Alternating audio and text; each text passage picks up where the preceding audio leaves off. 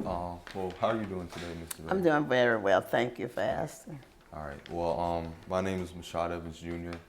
And today we're just going to be having a conversation, just to help me and help others understand our history, my history as well. But today we just want to learn more about your story, more about yourself today. And I just want to thank you for participating and being here today. Thank you. Okay, so first off, I just want to start by asking you to share your name, your date of birth, and where you were born.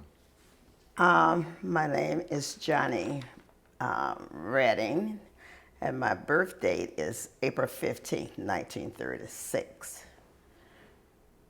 And could you also share with us where you were born? Where I was born? Yes. Well, I was born in Atlanta, Georgia. Nice, nice. Yeah. And so I represent the Bethel AME Church YPD as well as the Ann Arbor chapter of Jack and Jill. So that's who I'm representing today. And Okay. like I said, I just want to know more about your story and more about who you are. So this isn't more of a conversation, but I mean more of an interview, but more of a conversation. Just getting to talk a little bit about certain topics and things that I'd like to know about you. Okay. And also, if I make you feel uncomfortable anytime, just let me know. If you don't feel comfortable answering any questions, just let me know. Okay? Okay. All right. Once again, I just want to thank you for being here. And thank you for Well, thank participating. you for coming too. First thing I want to talk about is your family's experience or your experience migrating from the south to the north. Um, like you said, you were born in Atlanta, Georgia. So, uh, could you share? Is your family from Atlanta, Georgia? Is your family from Atlanta? Yes. Yeah, I was born in Atlanta, Georgia, like I said, April 15th, 1936. Mm-hmm. And I was born to Mr. and Mrs. John McKibben's only child. And both parents, right, are deceased now. So I moved to Ann Arbor in 1961. My husband came to get a job at Ford, so we moved here in 1961. And when I came to Ann Arbor, I had three small kids. I had a 5-year-old, I had a 4-year-old, and going to be a 2-year-old in September, which we moved in August of 1961. So I've been here ever since then. So I would say this is almost home more than anything. Now, I do have relatives still in Atlanta, Georgia, like cousins. I grew up with two young ladies, which they both are deceased, as like my sisters.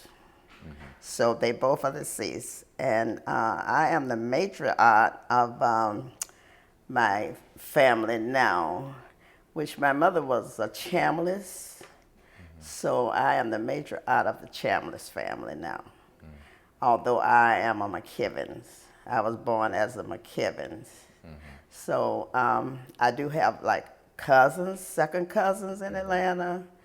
Um, and that's just about it. Then I have first cousins in Detroit.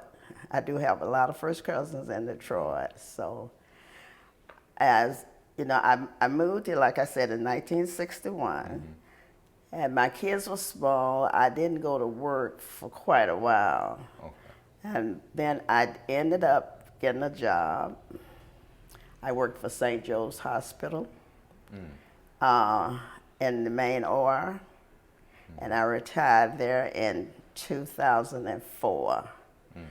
And after I retired from St. Joe, I decided I needed to do something else. So I ended up working at St. Francis School over on Stadium in an afternoon program. And so after I was there for 7 years, I came down with a blood clot. So I ended up leaving St. Francis. So now I'm at home every day. I don't have a job now. You know, at my age, I don't need a job. Not now. No. Um, So, so you would say the main reason as well as your family moved to Ann Arbor was because of your husband for work. Yes. Okay. So, can you just share maybe what you were feeling when you were moving from Atlanta to Well, I tell you, when I moved from Atlanta, I knew he needed a job, so I moved. My mother had passed away in 1958, and like I said, I was an only child. And then I had an uncle and an aunt still there, and a grandfather. So it was hard to move here and leave them, but I knew we needed to come for the work he needed to have. Yeah, so that's just about it. so for better opportunities? Better Better opportunity. opportunities. Yes. Yes. So, you know, you shared you were an only child, but it seems like you have quite a few cousins and quite a few bit of surrounding family. So I'd just like to know maybe what that was like, growing up as an only child. And You know what? I had the type of mother. She believed in the right thing. And so she was raising actually my cousins. It was two girls. One was they was older than I am. One was 5 years older than I am, and the other one was 4 years older. So she raised us like we were sisters. And after my one cousin passed away, which they were sisters, they were sisters, and they belonged to my mother brother. So after her sister passed away from in Atlanta, Arlene was her name. She passed away. Dorothy ended up with bypass. So my kids and I moved Dorothy here to be with us, so she wouldn't be alone. She didn't have any children at all. So she stayed here until she passed away in 2019. I'm sorry for your loss. Thank you. Well, you know, you said it was hard leaving your parents, or not your parents, you said it was hard leaving Atlanta. Excuse me. Yeah, it was very hard because I had a very good grandfather, very good grandfather. He was from the old school. And you did what he wants you to do, you know, like you had to follow his rules. So I grew up with that. So were you maybe excited when you were moving to Michigan, or was it more you still felt that pull to be? Not really. I was lonely for home.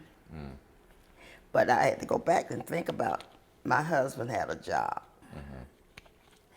And I didn't know anyone here. Right.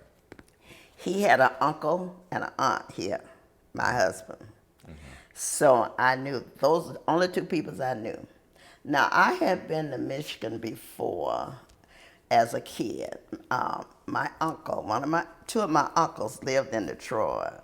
So I would come up like in the summertime and visit. But I never thought I would come and live.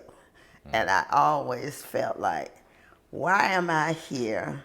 I came out of Georgia with no snow, very seldom having a little bit of snow. And every now and then you might get ice. And it's cold here, and why am I here? I still ask myself that sometimes. Especially when I was working, and I had to be at work at 6 o'clock in the morning. I would say, now, Johnny, why are you still living here? You know, my husband passed away, so that left my 4 children. I have 4 children. I have 3 girls and 1 boy. They are here in Michigan, too. I have 2 grandchildren. They lives in Louisiana, and I have 3 great-grandchildren. Oh, wow. So that's why I always, wonder, maybe I should go to Louisiana and live with my children now. But then I think about, well, I have my home here, and I've gotten older, so I better stay here. Okay. Also, you mentioned something about your grandfather, how you all would do what he would like for you to do, or what he asked of you. So I just wanna, can you kind of go into that and explain how your older family members were cared for while they were in the South? Well, yeah, when I was a girl, family lived together. So I grew up in my granddaddy's house. Now, I don't remember my grandmother on my mother's side. Her name was Johnnie Camilla. She passed away when I was a little girl. So my grandfather was the head of the house. We lived in the house with him, my mother, my father, and my two cousins and myself. We lived in the house with him. And after my grandmother passed away, my mother took care of the house. And so that was just it. We just lived together, enjoyed every minute of it. My grandfather was from an old school. His name was Cicero Chambliss, and he didn't believe in ladies swearing. He didn't believe in ladies smoking, doing the wrong thing. Right. So I grew up that way. I had to act as a lady. Okay. Okay. Another thing a topic I like to talk about is, can you share with us how you all received healthcare, or how the healthcare system was in the South? What? How the healthcare system was in the South? Was it? Was the healthcare in the South? Yes. How you all may have received healthcare, if you may have saw doctors, because I've heard that most times, or it's not most times, but it's not very common for African American or Black doctors during that time. Yeah, you did find a lot of problems. There was one area. It was like a public hospital, Grady Hospital, and you could go there and stay all day and never get waited on. Oh wow. And so that was really hard. Now I had three of my children there, but my daughter Robin, she was born in Hugh Sprawl, and that was more like a private hospital, and I had no problems there. And believe it or not, my son was the second child. We didn't make it to the hospital. He was born at home, which he's been fine being born at home. Really, he's 65 now, and just a healthy man. Yeah. Just have a little bit of problems with his eyes, because the day he was born on February the 14th, 1957. And the sun was in the room and the blinds didn't get drawn. So he still kind of have a little problem with his eyes. But otherwise, he's fine.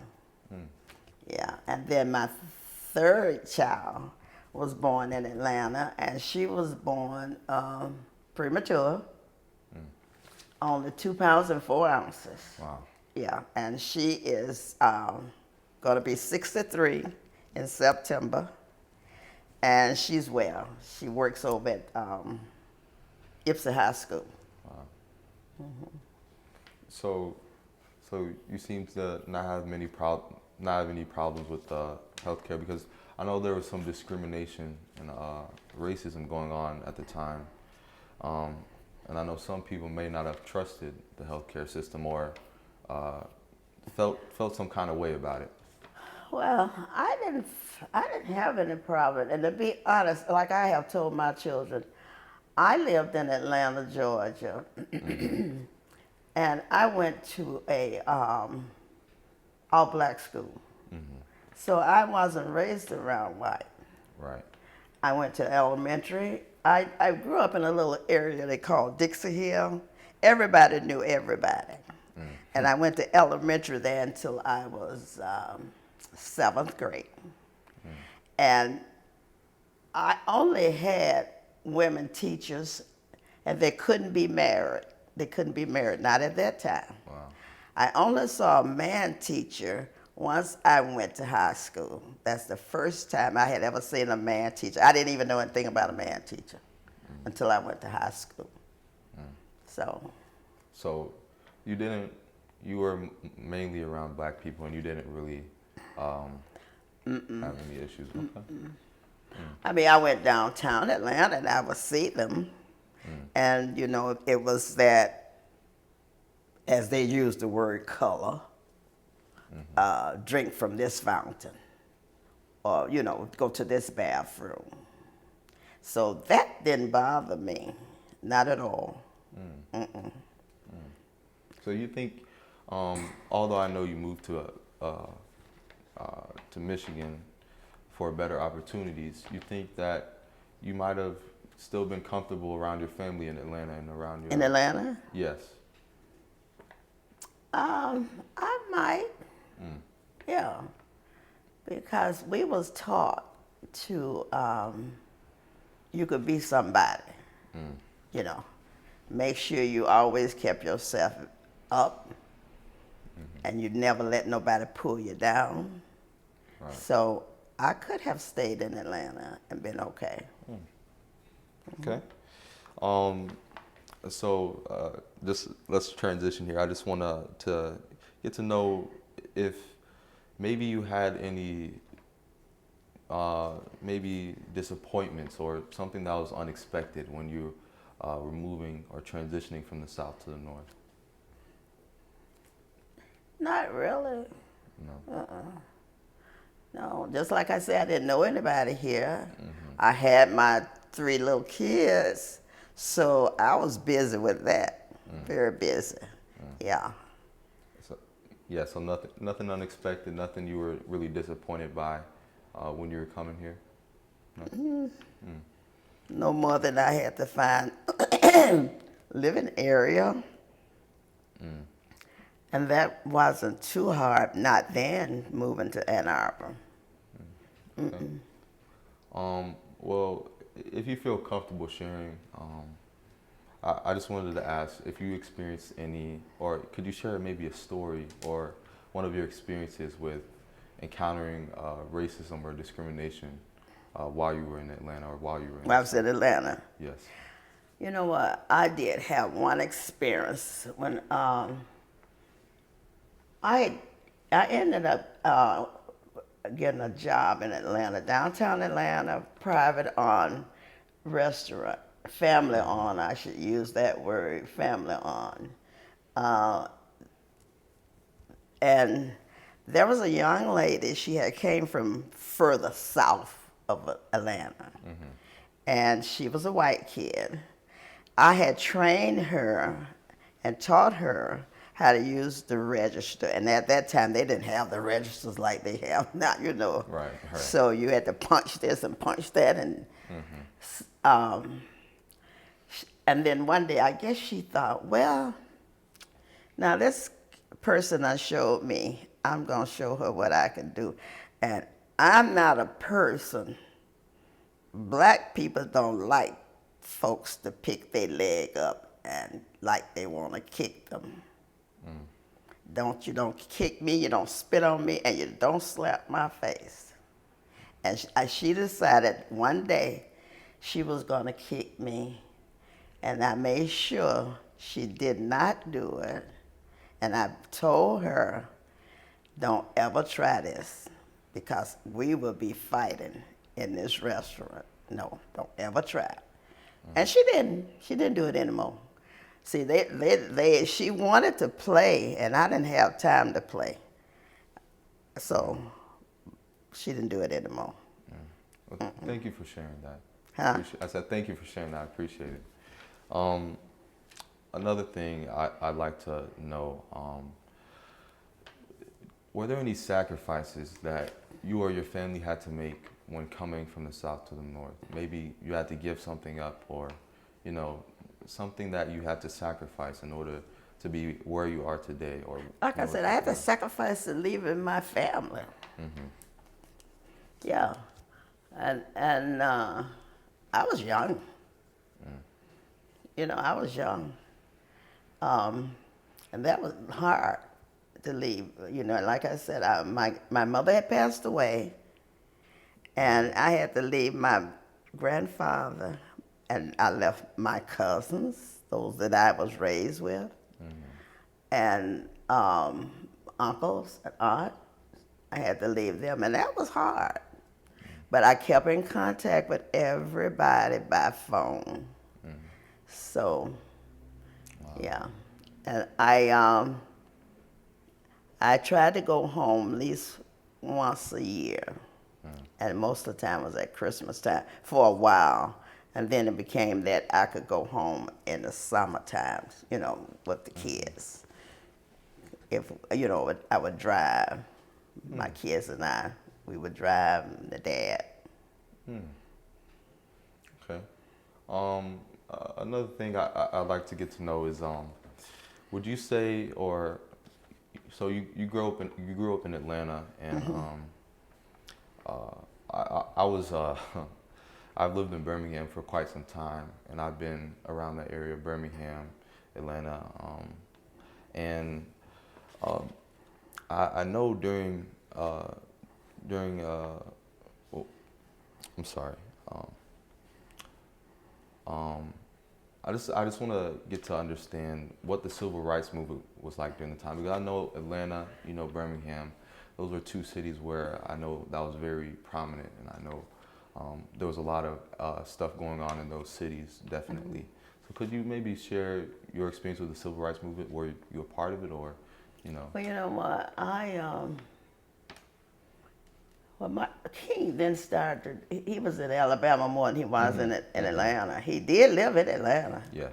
Yeah, I only saw him one time, and that was in a bowling alley, and that was from a distance. I didn't speak to him or anything, but it was one Sunday evening, and he was in this bowling alley where I was bowling.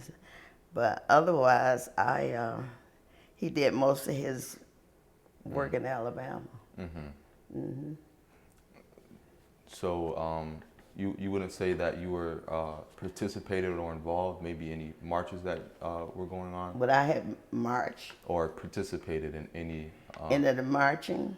Not necessarily the marching, you know, but I guess being an active supporter of the movement, or you know. I think I would have did some marching if it had came for, you know, to do. But it never came forward for me to do it, so I didn't do it. I see. That's good to know. Well, another thing I'd like to get to know a little bit more about your family. So you said that when you were transitioning, you had to leave behind a lot of family, but did they end up ever, your cousins end up ever coming to Michigan, or they did? Yes, they did. Yeah, even my grandfather. He, you know, he was an older gentleman, but he came on the train. Yeah. So when would you say they came around? How long after you moved did they come on over to Michigan with you? Well, the last time my one cousin, Arlene, she was here. Her dad was sick in Detroit, and that was back in the 70s. So she did come then, and that was the last time she came. But like I said, my cousin Dorothy ended up moving here because of health reasons, and to be close so we could take care of her. Okay. And I have cousins, like I said, I have cousins in Detroit, so we get together frequently. Yeah. Yeah. So you're saying your cousin came to be closer to you, so you guys could take care of her, or was it maybe because of not the lack? Oh, never mind. I'm sorry. Just trying to understand. You know. Why she came here? She had a bypass, and she had that in Atlanta, and she was living in a basement apartment by herself. And the water wasn't hot enough for her to be there to do what she needed to do. And once I went to Atlanta and found out this was happening, I stayed 2 weeks taking care of her. So then I decided, well, she's going to have to come in to Atlanta. I mean, to Ann Arbor, I'm sorry, to Ann Arbor. So that's what happened. She did come. And like I said, she stayed here until she passed away. So, yeah, I thank you for sharing your story. I'm really curious as well to know. So you enjoyed Atlanta, you would say, right? Atlanta? Yeah, yeah, that's what I knew. I grew up there. Yeah, I did. And believe it or not, I lost a girlfriend in Atlanta for years. We grew up together. We grew up together. And after I moved here, we lost each other. But she decided she wanted to know where I was. I had tried to find out where she was, and she was trying to find out where I was. And we knew people that knew me. So we ended up getting back together. And she passed away this February. Oh, sorry. Yeah, but we kept up with each other until then, after that. And we went to elementary school together. Well, I don't have any more questions for you, but I thank you for your time, and thank you for being here, and thank you for sharing. Well, you're quite welcome.